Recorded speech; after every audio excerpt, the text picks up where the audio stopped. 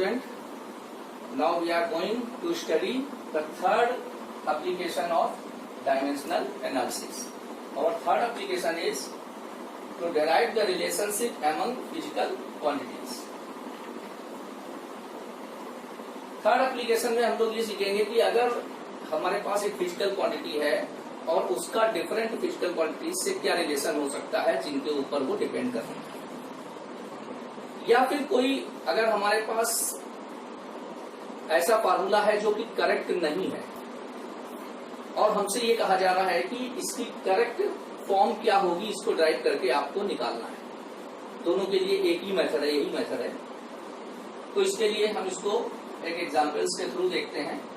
लेकिन इस मेथड की एक लिमिटेशन भी है कि अगर एक particular physical quantity more than 3 physical quantity पर डिपेंड कर रही है तो हम इस मेथड से उस पर्टिकुलर फिजिकल क्वांटिटी के लिए डायमेंशनल मतलब जो फार्मूला है वो नहीं निकाल पाते।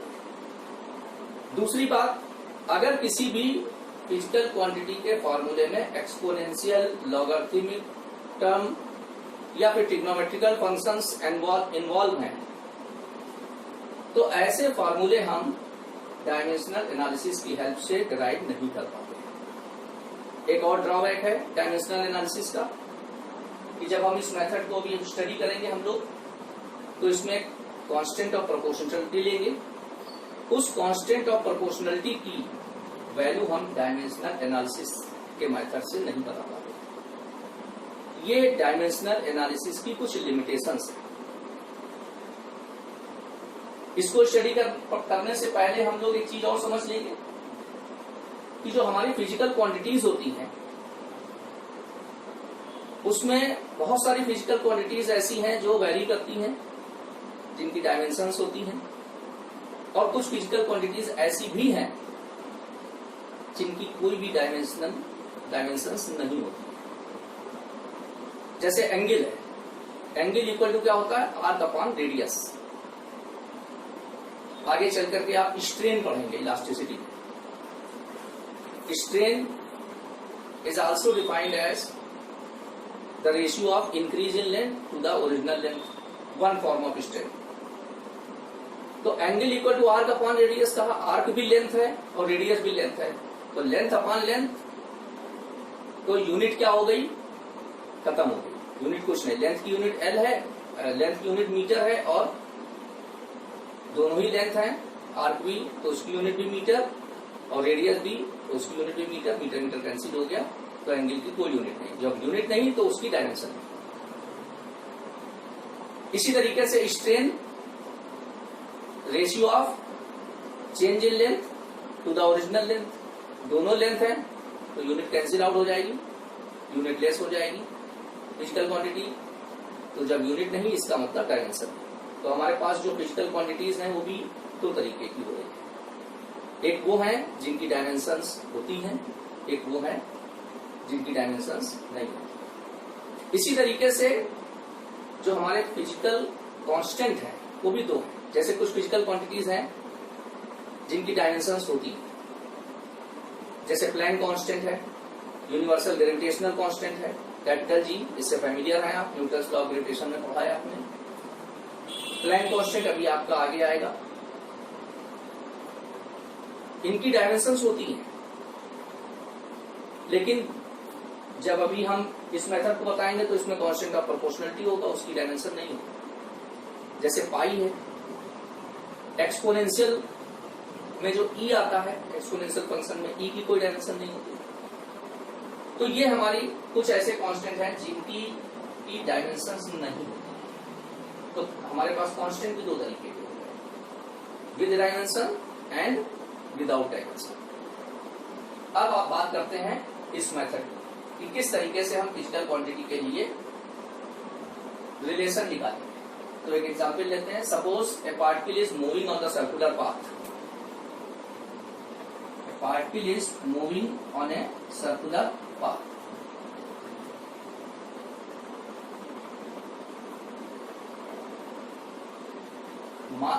Mass of the particle is m, its velocity is v, and the radius of circular path is r.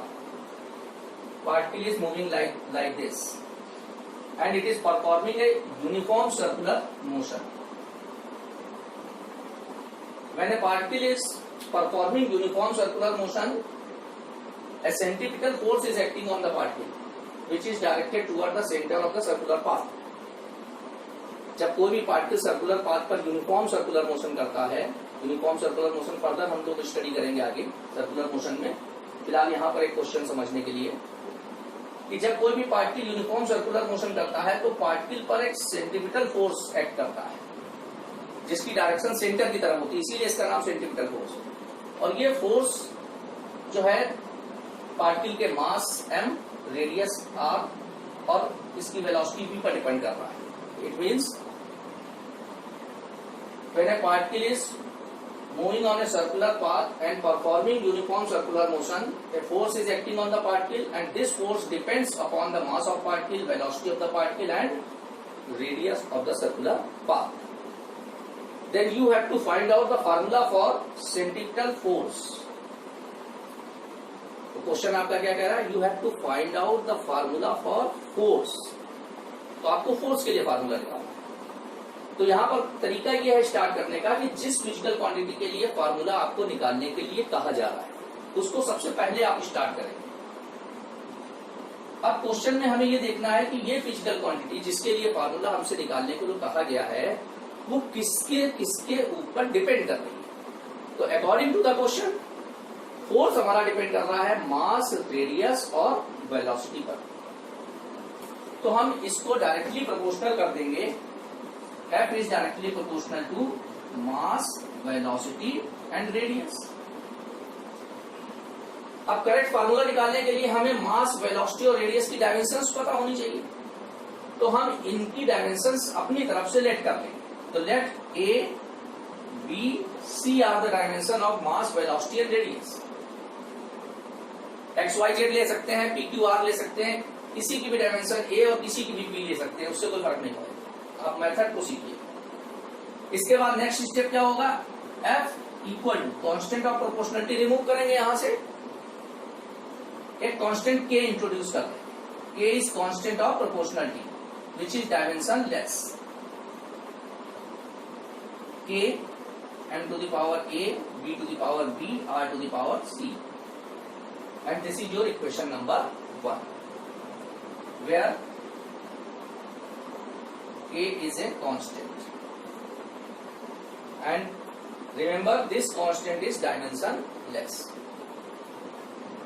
Now next step में हम लोग क्या करेंगे कि लेफ्ट हैंड साइड में जो फिजिकल क्वांटिटी है उसका डायमेंशनल फार्मूला सब्स्टिट्यूट करेंगे, फिर राइट हैंड साइड में जो फिजिकल क्वांटिटी है उनका फार्मूला सब्स्टिट्यूट करेंगे। करते हैं। फोर्स का डायमेंशनल फार्मूला है mLT माइनस 2। A का कोई डायमेंशन नहीं, मास के लिए m पावर A, वेलोसिटी की dimensional formula LT minus 1 power B और रेडियस के लिए लेंथ L और ये पावर C। रेडियस लेंथ की कैटेगरी में आएगा। अगर बाई चांस यहां सिर्फ सपोज यहां फोर्स ना होता, एक्सीलरेशन होता और इधर तीनों दिखाई पड़ रहे होते हैं, मास, लेंथ और टाइम, तो एक्सीलरेशन का डायमेंशनल फार्मूला तो LT माइनस 2 होता है और इधर मास भी दिख रहा होता है, तो यहां पर हम m टू द पावर 0 कर लेते हैं अपनी तरफ से। और अगर पहले से ही है तो कोई दिक्कत नहीं। चलिए करते हैं। अब यहां पर ब्रैकेट्स में क्या देखेंगे हम लोग, जो सिमिलर फिजिकल क्वांटिटी है उनकी पावर्स को एक जगह कलेक्ट करेंगे। तो यहां पर देखिए मास है, यहां नहीं है, यहां नहीं है, तो यहां से मास की पावर आएगी A, तो m to the power A। Length यहां पर भी है, यहां पर भी है, तो लेंथ की पावर यहां से बनेगी B और यहां से बनेगी C और पावर्स आपस में ऐड होती हैं, ये हमें पता ही है। तो लेंथ हो जाएगा B प्लस C और टाइम हो जाएगा माइनस B पावर। यहां से सिर्फ क्योंकि टाइम यहां नहीं है और टाइम यहां भी। ये हो गया mLT माइनस 2। यहां तक आ गए। अब हमारा नेक्स्ट स्टेप क्या होगा? एक एक स्टेप को देखिए ध्यान से कैसे करना है, बिल्कुल सारे क्वेश्चंस में ऐसे ही करते हुए जाना है। अब हम क्या करेंगे, लेफ्ट हैंड साइड और राइट हैंड साइड में जो भी हमारी फंडामेंटल क्वांटिटीज हैं उनकी जो पावर्स लिखी हुई हैं दोनों तरफ, इनको आपस में इक्वेट कर दें। इक्वेट करने से कुछ इक्वेशंस निकल के आएंगी, उनको सॉल्व करेंगे तो हमारी एबीसी की वैल्यूज आ जाएगी। करते हैं। तो यहाँ पर m to the power a है, यहाँ पर m टू द पावर 1 है। 1 नहीं लिखा, अपनी तरफ से लिखना चाहे लिख लीजिए, यहाँ पर भी l की पावर 1 कर दीजिए। तो a to the power 1 power equate कर रहे हैं b plus c to the power 1 और minus b to the power -2। ये हो गई हमारी इक्वेशन 2, 1 बना चुके हैं। सेकंड हो गई 3 4, माइनस माइनस कैंसिल हो गया, b इक्वल टू आ गया 2। b की वैल्यू आप यहाँ पर पुट कर दीजिए, तो इक्वेशन नंबर 3 में पुट करेंगे तो ये आएगा 2 plus c equal to 1, c equal to 1 minus 2 equal to -2। अब ये जो वैल्यूज आ गई हमारी, इनको आप सब्स्टिट्यूट कर देंगे इक्वेशन नंबर 1 में।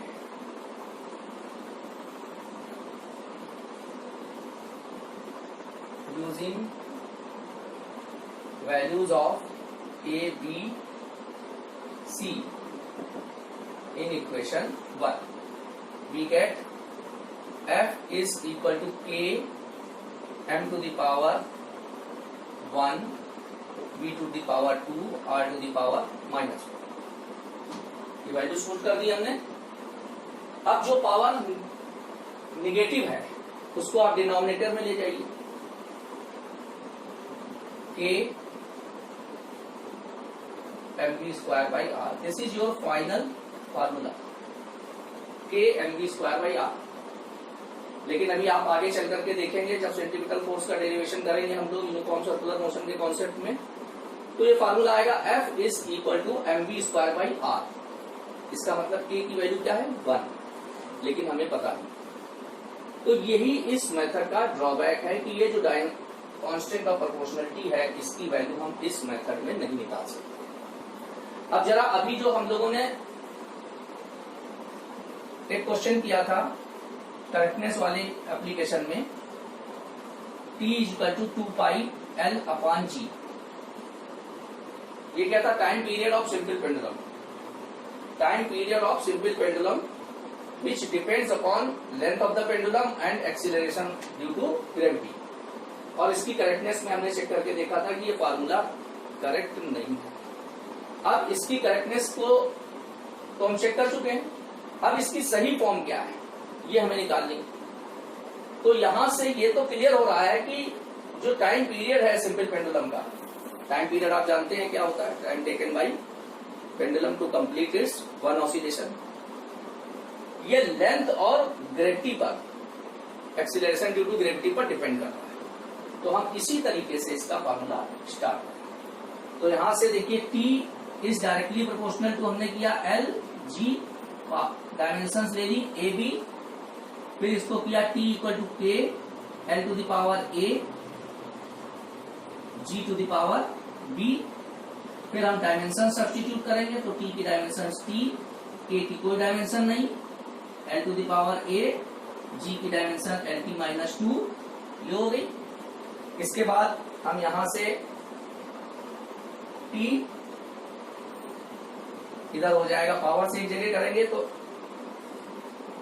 यहां पर पावर b थी, l टू द पावर आ जाएगा a प्लस b और t टू द पावर आ जाएगा माइनस 2b। अब देखिए उधर क्या है, l और t है, इधर l नहीं। तो पावर्स को इक्वेट करने के लिए हम क्या करेंगे, यहां पर अपनी तरफ से l to the power 0 mention करें। यहां पर स्टार्टिंग में यहां भी कर दीजिए, क्योंकि इधर l t दोनों है और इधर केवल t था। l टू द पावर 0 लिखने से हमें इसके बेसिक फार्मूले में कोई डिफरेंस नहीं नजर आ रहा, क्योंकि l टू द पावर 0 1 होता है।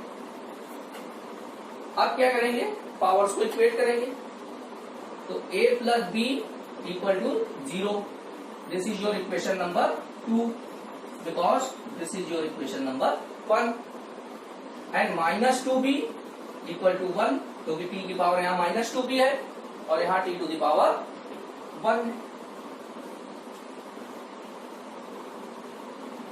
तो b इज इक्वल टू आ गया माइनस हाफ और b की वैल्यू आप यहां रख दोगे इक्वेशन नंबर 2 से, from equation 2 a minus half equal to 0, then a equal to half.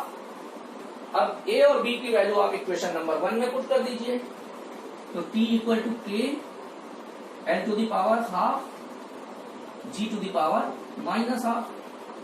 तो ये हो जाएगा t equal to k l to the power half divided by g to the power half. अब l के ऊपर भी half है, g के ऊपर भी हाफ है, तो दोनों हाफ को हटा करके स्क्वायर रूट लगा देंगे, तो t इक्वल टू हो जाएगा k root l upon g। यही फाइनल फॉर्मूला हुआ, लेकिन यहां पर हमें जो करेक्ट फॉर्मूला नहीं है वो पहले से पता था, गिवन था, तो यहां पर हमें ये k की वैल्यू भी गिवन है 2 पाई। तो जो वहां फाइनल फॉर्मूले में k आया है उसकी जगह हम क्या कर देंगे 2 पाई। तो यहां लिखेंगे since k equal to 2 pi, so t is equal to 2 pi root l upon g। This is your final formula. तो ये हमने 2 एग्जाम्पल्स आपको बताए और इसकी हेल्प से हमने थर्ड एप्लीकेशन डायमेंशनल एनालिसिस की कंप्लीट की। तो हम लोगों ने इस एप्लीकेशन में देखा कि किस तरीके से हम जो फिजिकल क्वांटिटीज होती हैं उनमें आपस में रिलेशन कैसे डिराइव करते हैं, कैसे उनमें रिलेशनशिप